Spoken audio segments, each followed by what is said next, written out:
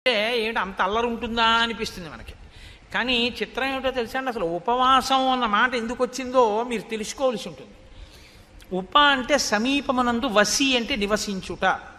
ఉపవాసము అనేటటువంటిది ఎప్పుడు పడితే అప్పుడు చెయ్యమని శాస్త్రం చెప్పలేదు. ఇది మీరు బాగా గమనించాలి. మొదట ఉపవాసము అన్నది ఎందుకు వచ్చిందో తెలుసా అండి, బాధను గుర్తెరుగుట కొరకు.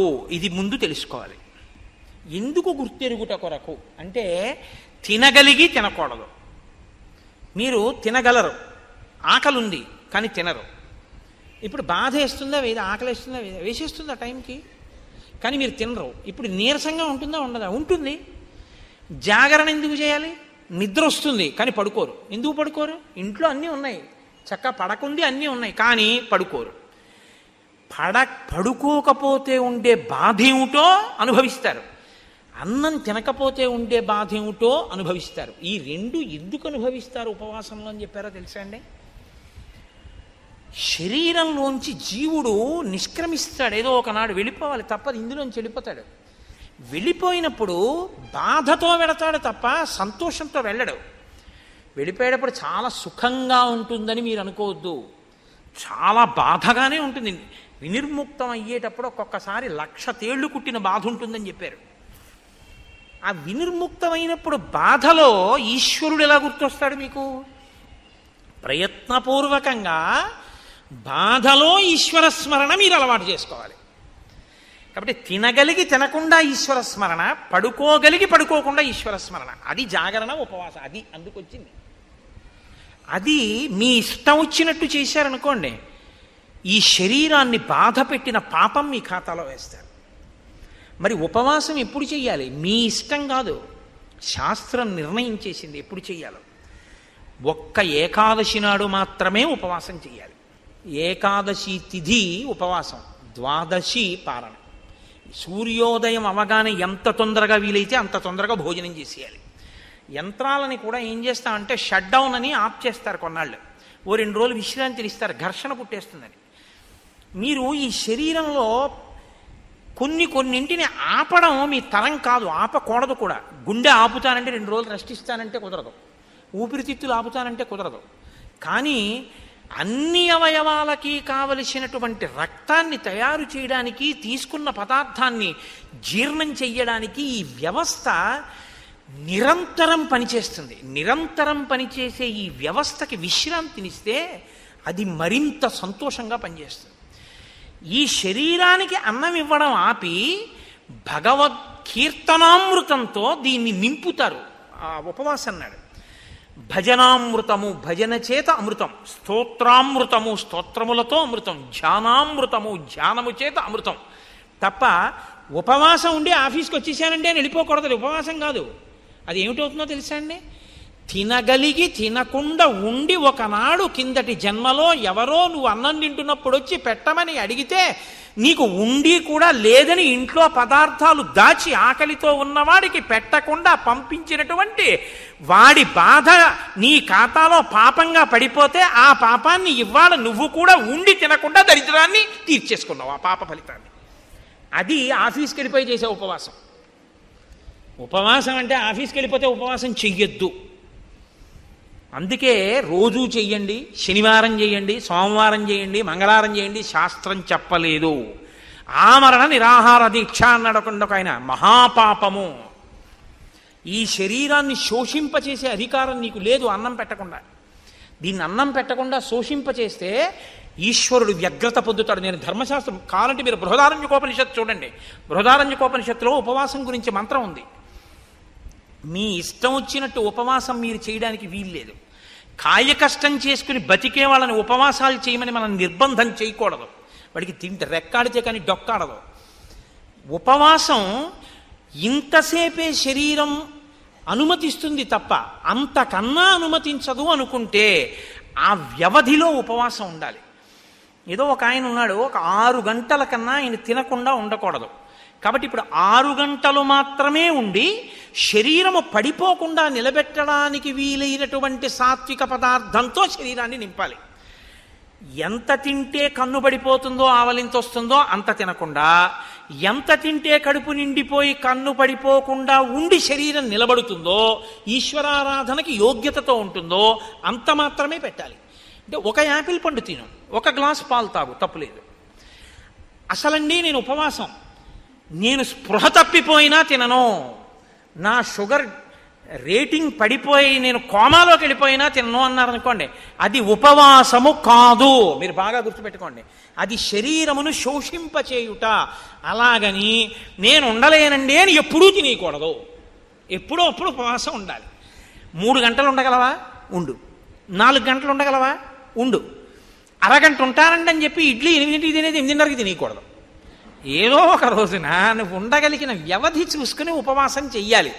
ఆ ఉపవాసంలో ఏం చెయ్యాలి అంటే, మీరు రోజల్లా ఉపవాసం ఉన్నారనుకోండి, రోజల్లా ఉపవాసం అంటే అర్థం ఏమిటో తెలుసా అండి? మీరు ధ్యానమునందు ఉండాలి, మార్చి మార్చి ఉపవాసం చేయాలి. మేము ఒకసారి సత్యనారాయణ వ్రతం అసలు శాస్త్రంలో ఎలా చెయ్యాలో అలా చేశాం.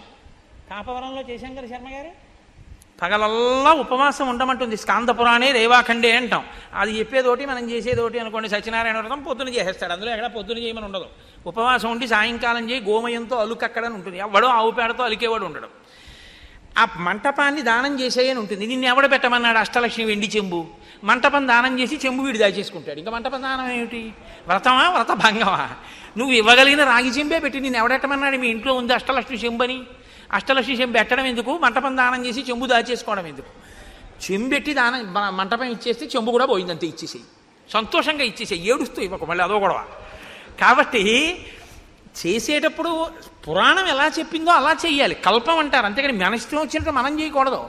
పగలంతా ఉపవాసం ఉండుట అంటే మార్చి మార్చి ఈశ్వర సేవ చేస్తూ ఆయనకు దగ్గరగా ఉండాలి. తిన్నది కూడా ఆయన ప్రసాదం తినాలి, ఆయనకి పెట్టగా మిగిలినది తినాలి. అంతేకాని మనకని వండుకుని తినేసింది తినకూడదు. ఆ రోజున ఈశ్వరుడికి పెట్టగా మిగిలిందంటే ఏంటి? 4 సమోసాలు నైవేద్యం పెట్టానండి తిన్నానండి అనకూడదు. ఈశ్వరుడికి పెట్టగా మిగిలిందంటే ఏమిటో తెలుసా అండి? చెరువు ఎప్పుడూ మిగలకుండా ఉండకూడదని శాస్త్రం కదండి. హవిష్యం యజ్ఞం చేసేటప్పుడు, హోమం చేసేటప్పుడు సరిపోయేటంత ఉండకూడదు, కొంచెం ఎక్కువ ఉండాలి. హవిష్య పాత్రలో హవిష్యం మిగలాలి ఎప్పుడు కూడా. అది వేస్తారు. మిగిలిన హవిష్యం ఉంటుంది, దానికి రుచి ఏమి ఉండదు.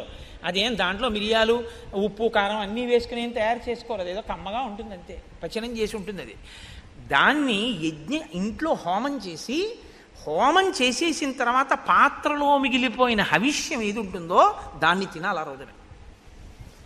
అందుకే ఓ మాట అంటారు, స్వామి పుష్కరిణీ స్నానం సద్గురో పాదసేవనం ఏకాదశి వ్రతంచాపి త్రయం అత్యంత దుర్లభం. ఏకాదశి వ్రతం ఎవడు చెయ్యడరా అంటారు. ఇదే కారణం. ఇలా చేస్తే ఒక్క ఏకాదశి వాడి జీవితం సంస్కరింపబడుతుందంటారు, ఈశ్వరానుగ్రహం కలుగుతుందని.